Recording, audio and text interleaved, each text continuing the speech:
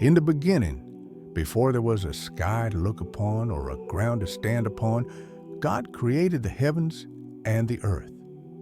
At first, the earth had no shape and no order.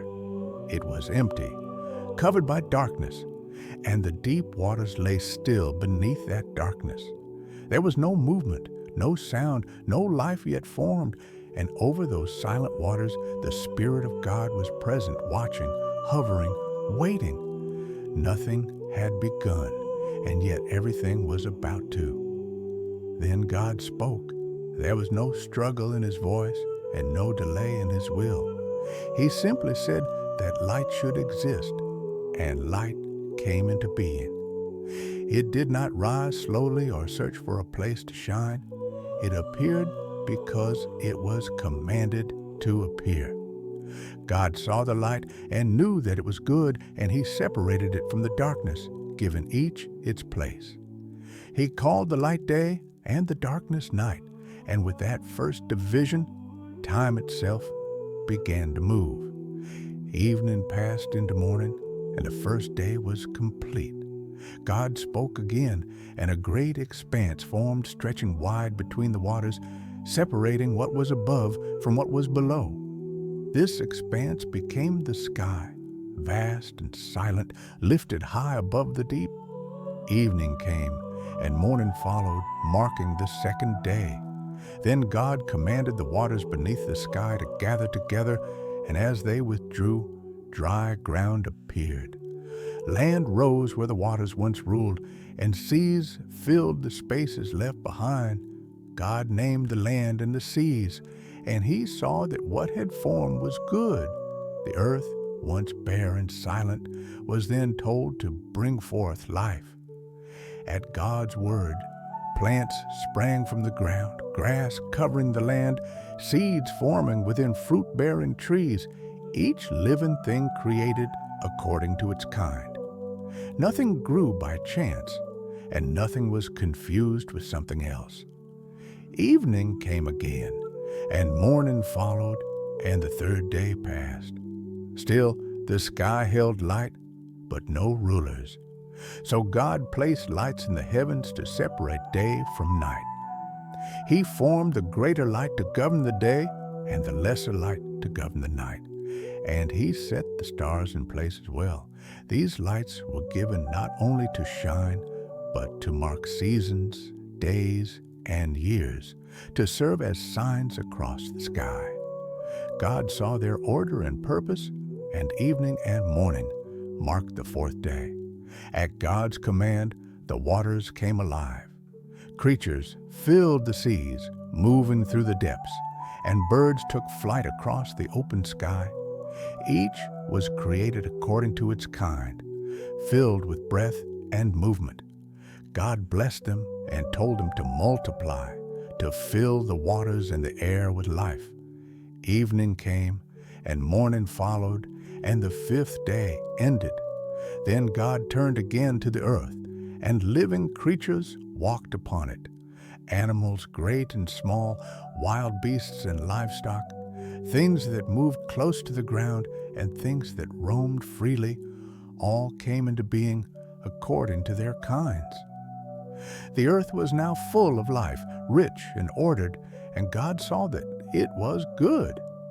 But creation was not yet complete. Then God said something he had not said before. He said that he would make man in his own image, according to his likeness, and that this man would rule over the fish of the sea, the birds of the sky, the livestock, and every living thing that moved upon the earth. And so God created mankind in his own image. Male and female, he created them. He blessed them and told them to be fruitful, to multiply, to fill the earth and govern it, placing all living things under their care. God gave them every seed-bearing plant and every tree with fruit for food, and he gave green plants to the animals as well.